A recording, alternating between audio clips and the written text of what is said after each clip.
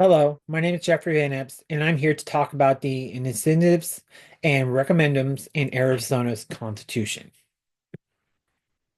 An incentive is a process that allows citizens to propose new laws or amendments to the Arizona Constitution by collecting a required number of petition signatures.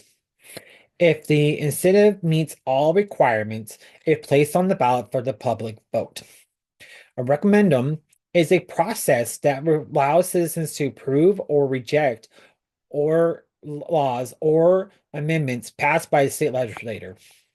Citizens can collect signatures to place a recent passed law on the ballot, giving voters the final say on the examine. Uh, how an incentive is created. First is proposals. Citizens draft a proposed law or constitutional amendment. Then is out for a petition, where supporters must gather signatures from registered voters. For sanctuary incentives, the required number is 10% of the vote cast in the last gubernatorial election. For constitutional amendment, it is 15%. Then after that, it is submitted and get verification. The petitions are submitted to the Secretary of State for verifications. If enough ballot signatures are collected, the incentive is placed on the ballot for the next general election. Then it goes to the voters. The incentive is approved if they receive a majority of votes. A referendum is created by these three things. First, a petition. Within 90 days of the law being signed by the governor, citizens can file a petition to refer the law to voters. The required numbers of signatures is 5% of the vote cast in the last gubernatorial election. Um, then it is submitted in verification. The petitions are submitted to the Secretary of State for verification. If the required number of ballot signatures collected, the law is placed on hold and referred to the ballot. Then it is voted. The referendum is approved if the majority of voters support it. If rejected, the law does not take effect. Compare and contrast of an incentive and a referendum. Similarities. Both process allow citizens to direct participate in the legislative process. They are both required, collecting a number of petition signatures, and then both result in a public vote.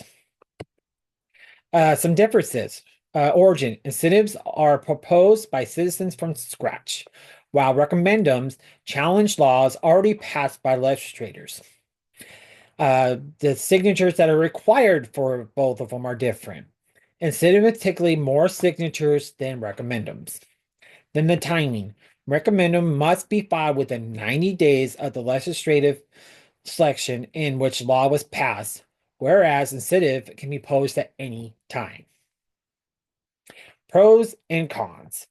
For incentives, the pros is it empowers citizens to propose laws directly.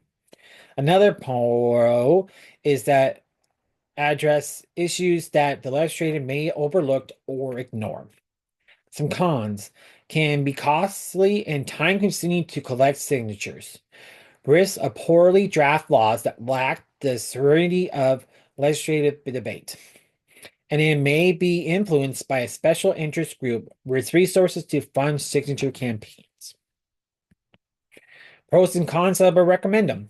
Some pros provides a check on the legislature by allowing voters to approve or reject laws. Another pro is to encourage the legislature to consider public option more carefully. Some cons of referendum.